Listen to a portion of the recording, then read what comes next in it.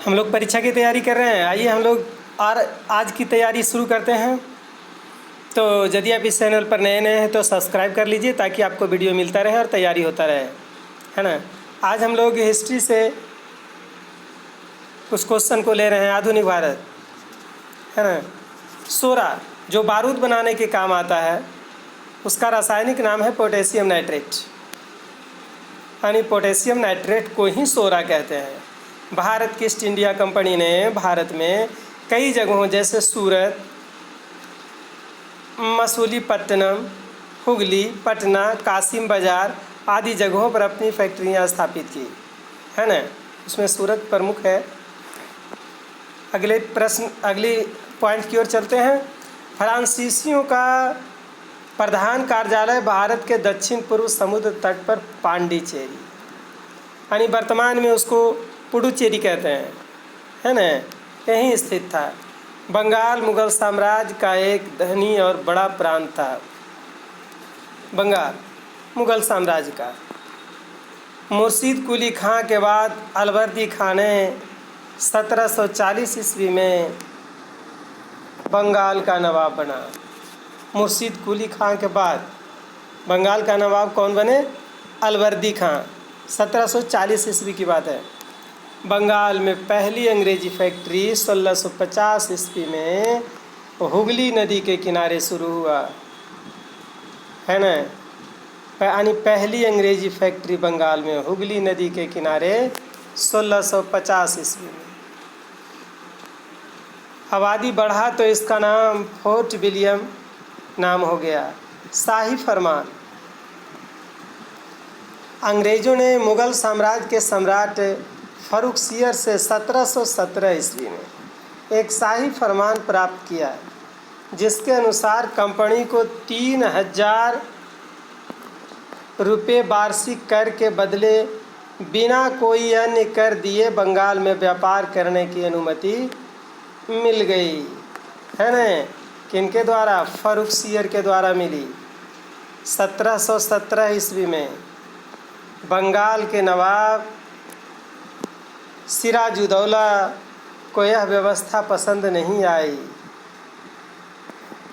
अंग्रेज ने सिराजुद्दौला को प्लासी के युद्ध में हराने के लिए बंगाल के दो व्यापारी अमीरचंद और जगत सेठ के साथ सेनापति मीर जाफर को अपनी तरफ से भेजा सिराजुद्दौला को हराने के लिए प्लासी के युद्ध में, है ना। 1757 ईस्वी में हुआ था प्लासी का युद्ध।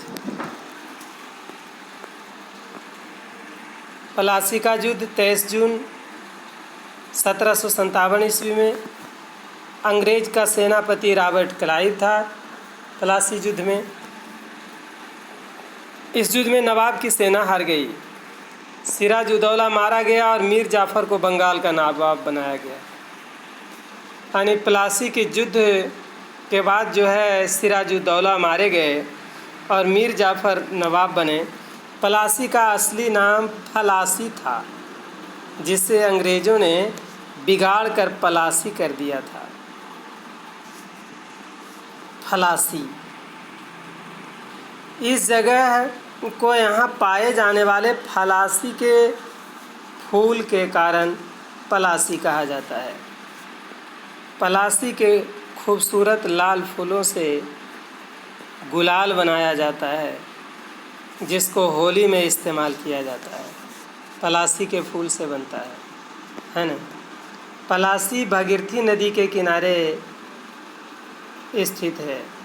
अंग्रेज़ों ने मीर जाफर को गद्दी पर बैठाया।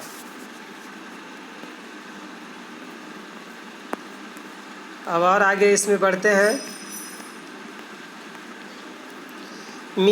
बाद में मीर जाफ़र को हटा करके उसका दामाद मीर कासिम को 1760 ईस्वी में बंगाल का नवाब बनाया।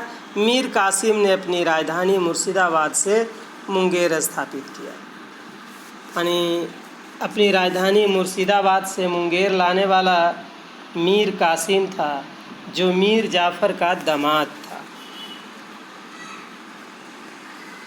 दस्तक यानी कि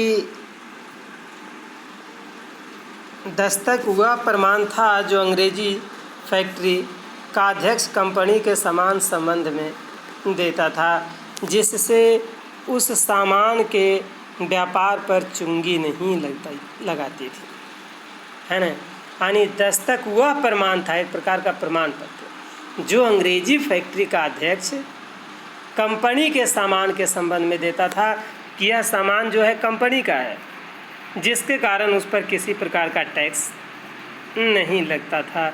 यही उस टाइम में दस्तक का मुख्य रोल था। बक्सर का युद्ध 1764 ईस्वी में हुआ। अंग्रेज विजय। इस युद्ध में अंग्रेज सेनापति मेजर हेक्टर मुनरो था।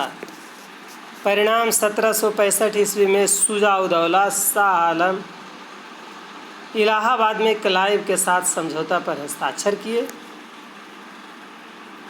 1765 ईस्वी में समझौते के अनुसार ईस्ट इंडिया कंपनी को बंगाल, बिहार और उड़ीसा की दीवानी मिल गई। इसी बात का समझौता हुआ था। मुग़ल शासक शाह आलम और अवध के नवाब शुजा-उद-दौला मीर कासिम ने मिलकर युद्ध किया।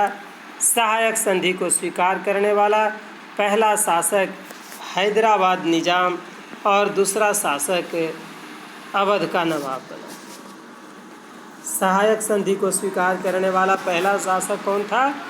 हैदराबाद का निजाम, और दूसरा था अवध का नवाब, है ना। यानी अवध का नवाब और हैदराबाद का निजाम, ये दोनों सहायक संधि को स्वीकार करने वाले हैं, प्रथम और द्वितीय हुए। इन दोनों को अपने राज्यों के कुछ हिस्से कंपनी को देने पड़े थे, यानी कंपनी अपने इनके राज्य का हिस्सा ले लिया था। इसके अलावा भारतीय शासकों को अपने राज्य में एक अंग्रेज अधिकारी को रेजिमेंट के माध्यम से कंपनी इन राज्यों के अंदर अंदरूनी मामले पर नज़र रखती थी, और इन प्रदेशों में राजस्व वसूली का भी अधिकार अंग्रेजों को मिल गया। दक्षिण भारत का मैसूर राज्य, वर्तमान में कर्नाटक, उस समय काफ़ी समृद्ध और ताकतवर था। हैदर अली का पुत्र एवं टीपू सुल्तान तक सफलतापूर्वक शासन किया। मालाबार तट केरल राज्य में अवस्थित पश्चिमी घाट और अरब सागर के बीच भारतीय प्रायद्वीप के पश्चिमी तट के समानांतर संकीर्ण तटवर्ती क्षेत्र है। मालाबार तट पर होने वाला व्यापार यहाँ कंपनी काली मिर्च और इलायची खरीदती थी, है ना, और मैसूर के नियंत्रण में था। यह इलायची और काली मिर्च का व्यापार यहाँ से होता था। 1785 ईस्वी में टीपू सुल्तान ने अपने राज में पड़ने वाली बंदरगाह से चंदन की लकड़ी, काली मिर्च और इलायची के निर्यात पर रोक लगा दी, क्योंकि अंग्रेज टैक्स नहीं देते थे।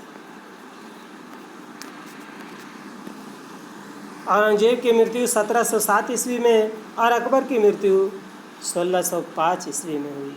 ये इम्पोर्टेंट है। औरंगजेब की मृत्यु 1707, अकबर की मृत्यु 1605।